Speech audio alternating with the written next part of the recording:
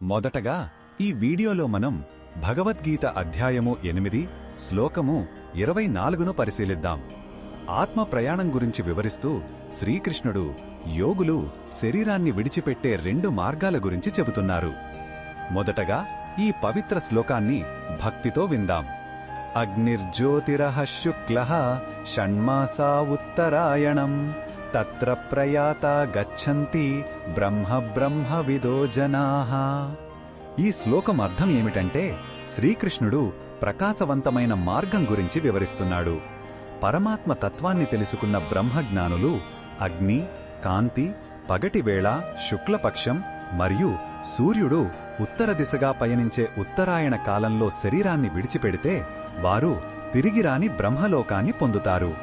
ఇక్కడ అగ్ని, జ్యోతి అనేవి కేవలం కాలసూచికలు కావు. ఆ మార్గాలకు అధిపతి దేవతలని ఆచార్యులు చెబుతారు.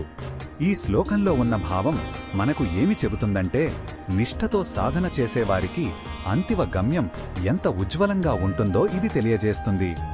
జీవితాంతం భగవంతునిపై మనస్సును నిలిపిన యోగి మరణం ఒక ముగింపు కాదు, అది శాశ్వత ఆనందంలోకి, పరమాత్మలో లీనం కావడానికి ఒక పవిత్రమైన ద్వారం.